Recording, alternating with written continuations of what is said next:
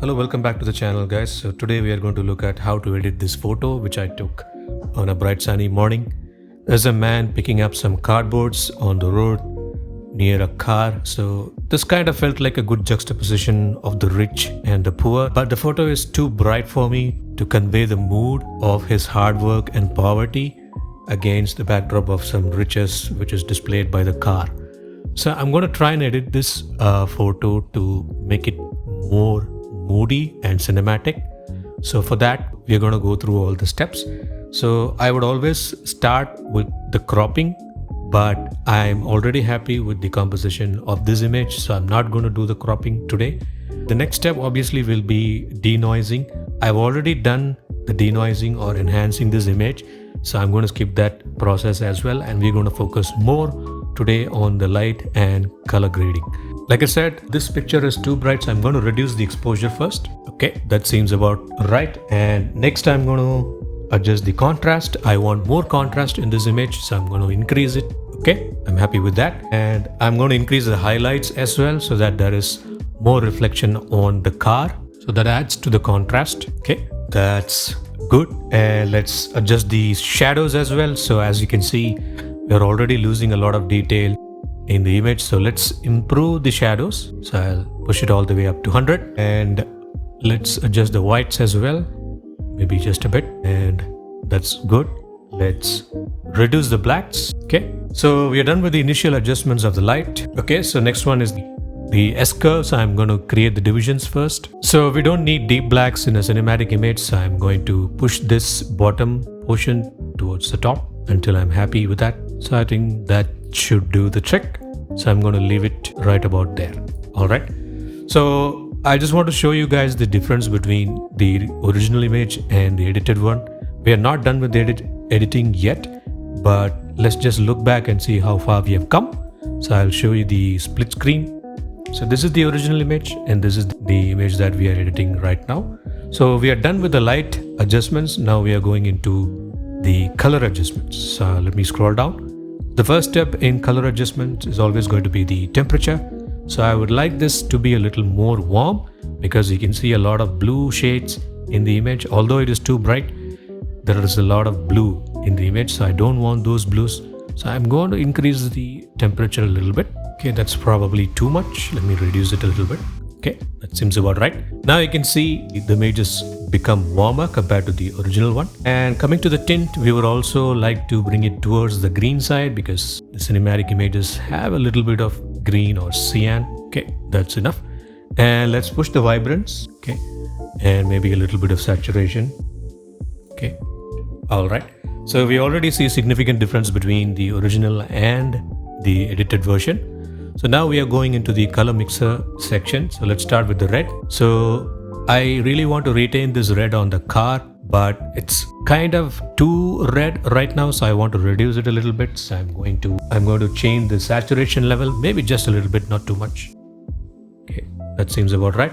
So I'm going to leave the hue and luminance as it is. So let's move on to the next color, that is orange. So there is a lot of orange on this image. It's probably not visible or so obvious, but you can see a lot of orange on the cardboard box, on this concrete, and maybe somewhere along these areas as well. So I'm going to reduce that saturation.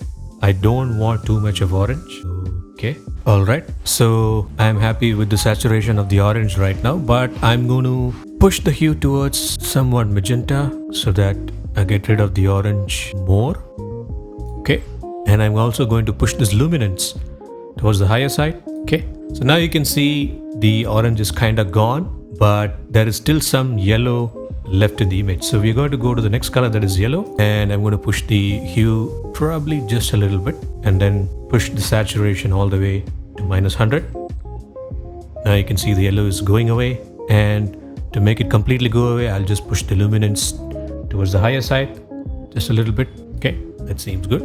So now you can see the orange and yellow tints are almost gone. There is a little bit still left, but I'm happy with what it is right now. The image should be pulling the focus towards the subject, that is the man and probably the car, but the background here is too busy. It has too many colors that are distracting. So we are going to reduce or eliminate all the colors in the background. Basically, there are only like two colors, that is the green, maybe a little bit of aqua and blue. So I'm going to focus on the green right now. So let's click on green. So I'm going to leave the hue and luminance as it is, and I'm going to push the saturation all the way to -100. Now the leaves are not green anymore, but I'm still not okay with the blue. So I'm going to try and push this aqua color to -100 and maybe the hue a little bit as well. And let's move on to the blue so that we can get rid of these blues on the pillar, on the windshield, and maybe on this sack. So let's push this saturation all the way up to -100 and leave the hue and luminance. And there are not really any purples or magentas in this image, so we don't really have to touch these colors. If you still want to do it, you can do it, but I don't see any need to do that. So I'm right now happy with how many colors I have in this image, so there is nothing distracting us, the viewers, from the subject. So we are done with the color adjustments. Now let's move on to the effects. We are not going to touch the color grading for this picture. Let's move on to the effects. So we have many adjustments that we can do. So I'm going to start with the texture. I just want a little bit of texture so that the image doesn't look too soft. Okay, that's about right. And let me also increase the clarity. Okay, and there is a lot of sunlight, so there is no real need to use dehaze, but let's try and see if it improves the picture. Okay, not much, so I'll just leave it there. And vignette, coming to vignette, some people don't like it, but I always use vignette, a little bit of it, so that we can pull the attention towards the center of the image and away from the edges. So let's see how it helps us. Okay, that should be enough. Now you can see the edges are kind of fading and the light is towards the center of the image, which is focusing us or making us focus on the subject. So we are kind of done with the texture, clarity, dehaze and vignetting. So if you want to sharpen the image, you can do that. Maybe I'll just do it a little bit. And denoising, I've already enhanced this image, so I'm not going to do that again. I can't do that again. So let's move on to the other adjustments. I'm going to skip the optics and I'm going to be using the lens blur option right now. So let's apply the lens blur. So the AI is doing its job right now. You may be thinking like there is not really any background in this image or not much depth, so how would the lens blur help us? It's always better to check how it looks, and then if you don't need it, you can remove it. So I'm going to see what comes out and I will decide whether I need it or not. So let's give it a moment. Okay, looks like the blur is applied. I don't really see much of a change. I think the blur is applied a little bit on the background and maybe even a little bit on the foreground. So if the AI didn't do much of a change, you can still do it manually by changing the blur amount. So let's see what happens when I push it to 100. It takes a few seconds for the effect to apply and be visible to us. And right now I think the blur is applied. It did not make much of a difference. So anyway, I'll keep it at 100. And if you want, you can choose the bokeh shapes or bokeh shapes. So right now it's in the circular bokeh. You have spherical, you have, I think this is called 5 blades, and this is a donut, and this is a cat eye. So I always like the donut shaped bokeh because that kind of adds some kind of creative touch. Let me choose the donut bokeh. Again, like I said, it takes a few seconds to show up on the image. I think you can already see the donut shaped bokeh.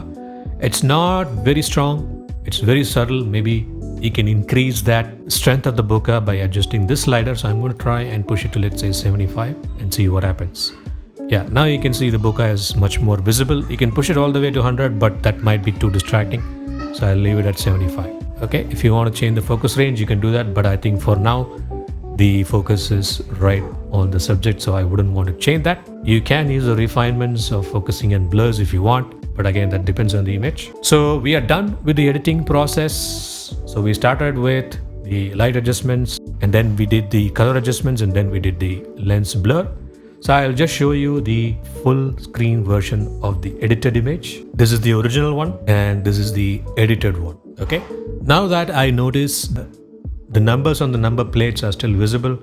So if you are concerned about privacy, you can remove those numbers by using the healing tool. So I'll show you how to do that. So let me zoom on this image first so that I'm able to see the number clearly.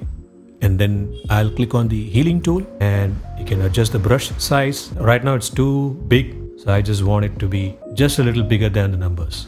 So you can increase or decrease the brush size using the roller on your mouse, or you can adjust the slider. So always brush a little bigger than the item that you want to heal. So I'm going to paint over these numbers now. Let's see what happens. So the AI is doing its job now. Okay, so now it has removed the number plate and replaced it with the car. I really don't want that, so I'm going to undo what I did and I'm going to use the generative AI. So I'm going to select the generative AI and then paint over these numbers, and then I'm going to click on apply. If you want to add more portions, you can do that, but right now I have selected the numbers correctly. I don't want to add or subtract any portions, so I'll just click on apply. Let's see what happens. Okay, right now you can see the AI has given you a different option where it has removed the actual numbers and put something else in that place. So this could be useful if you don't want a really white blank number plate, so which might look odd. So if you don't like this, then you can choose a different option.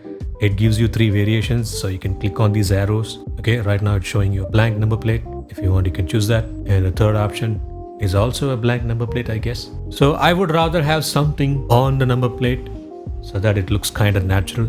And even if someone looks at it closely, they will be surprised to see something there which doesn't look like a normal number plate. Alright, so I'll leave it there and let's zoom out a little bit and let's look at the full screen version. Okay, so we have achieved the kind of look that we wanted. Alright, so that's it for today. Thank you so much for joining me. Please subscribe, like and share this video if you want to see more of this. Catch you guys in the next one.